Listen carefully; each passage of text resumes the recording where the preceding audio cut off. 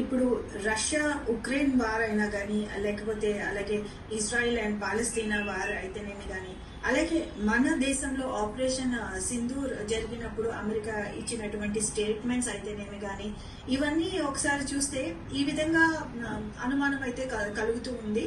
అయితే ముఖ్యంగా 2015లోనే ఈ ఇజ్రాయిల్ అలాగే ఇరాన్ అలాగే మిగిలిన వరల్డ్ సూపర్ 6 నేషన్స్ తో ఒక జాయింట్ ప్లాన్ ఆఫ్ యాక్షన్ అన్న ఒక అగ్రిమెంట్ అయితే 2015లోనే ఈ ప్లాన్ ఆఫ్ యాక్షన్ జరిగింది. ఈ ప్లాన్ ఆఫ్ యాక్షన్ లో ఇరాన్ న్యూక్లియర్ వెపన్స్ ని పొజెస్ చేయకూడదు అన్న అంశంపై యునైటెడ్ స్టేట్స్ ఆఫ్ అమెరికా గానీ అలాగే యూకే గానీ జర్మనీ గానీ చైనా వంటి దేశాలు వరల్డ్ సూపర్ 6 దేశాలన్నీ కూడా ఈ జాయింట్ ప్లాన్ ఆఫ్ యాక్షన్ ని 2015లోని అగ్రీ అవ్వడం అలాగే అగ్రిమెంట్ కి రావడం జరిగింది.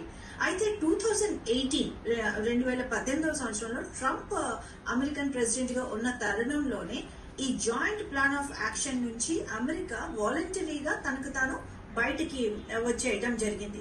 అయితే తిరిగి మరలా ఇప్పుడు 2023 నుంచి అంటే బైడెన్ లీడర్షిప్ లో ఉన్న పరిస్థితి నుంచి ఇరాన్ కు అమెరికా యొక్క ఎకనామిక్ సహాయం అవసరమైన పరిస్థితి నుంచి మరొకసారి ఈ ఎఫర్ట్స్ అయితే యుఎస్ చేస్తూనే ఉంది. అయితే ఇప్పుడున్నటువంటి ఈ ప్రెసెంట్ సిచ్యువేషన్ లో ట్రంప్ మరొకసారి ఈ జాయింట్ ప్లాన్ ఆఫ్ యాక్షన్ లోకి మరొకసారి అగ్రీ అవ్వాలి అన్న ప్రాతిపదికను తీసుకొచ్చారు. దీనికి అనుగుణంగానే ఇప్పటి వరకు చాలా రౌండ్స్ ఆఫ్ డిస్కషన్స్ ఇటు యుఎస్ అలాగే ఇరాన్ డిస్కషన్స్ జరుగుతూ వస్తున్నాయి.